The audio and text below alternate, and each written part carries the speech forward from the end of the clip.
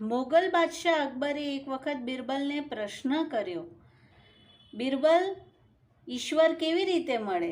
બિરબલે બાદશાહને અનેક રીતે સમજાવવાનો પ્રયત્ન કર્યો, પણ બાદશાહના મનનું સમાધાન ન થયું. બિરબલ પર નારાજ થયા. બિરબલની ચતુર બેટી શોભાવતીએ સર્વ હકીકત જાણી. તેઓ શ્રી ગુસાઈજીના સેવક હતા. તેમણે કહ્યું, હું શ્રી ગુસાઈજીને આ પ્રશ્ન પૂછીશ. શ્રી ગુસાઈજીને પૂછ્યું. શ્રી ગુસાઈજી આજ્ઞા કરી કે પ્રશ્ન બાદશાહનો છે, માટે તેઓ મારી પાસે આવશે તો હું તેમને જવાબ આપીશ. બિરબલે બાદશાહને આ વાત કરી. અકબર બાદશાહ ઉત્તર મેળવવા આતુર હતા, તેથી ઘોડેસવાર થઈ ગોકુલ ગયા. ઠકરાણી ઘાટ પર બિરાજતા શ્રી ગુસાઈજીને પ્રશ્ન પૂછ્યો, સાહેબ कैसे मिले? श्री गुसाईजीए जवाब आप्यो, जैसे आप हमको मिले. તેમને કંઈ સમજ ન પડી. શ્રી ગુસાઈજીએ સ્પષ્ટતા કરી કે તમે દિલ્હીપતિ છો, અમે તમારી પ્રજા છીએ. તમને મળવા અમે ગમે તેટલા પ્રયત્ન કરીએ, છતાં તમારી ઈચ્છા ન હોય તો તમે ન મળો, પરંતુ તમને ઈચ્છા થાય ત્યારે તમે સામે આવીને મળો.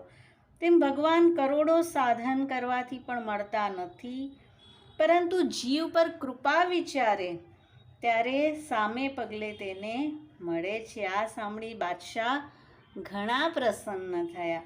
આવી શ્રી ગુસાઈજીની વાકચાતુરી છે. અને બાદશાહે શ્રી ગુસાઈજીને એક કિંમતી મણી ભેટ કર્યો, જે ચિત્રજીમાં આપણને દેખાઈ રહ્યું છે.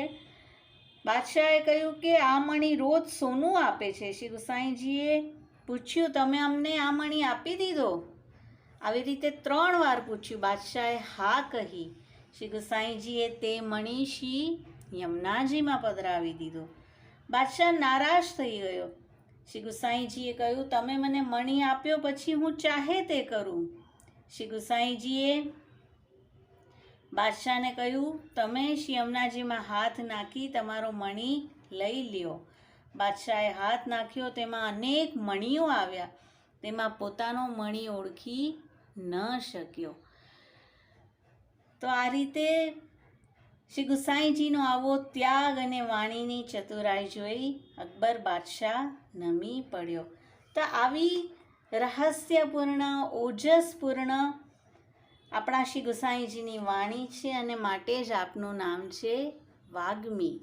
વાગ્મયે નમઃ. શ્રી ગુસાઈજી પરમ દયાલ કી જય. શ્રી વલ્લભાધીશ કી જય.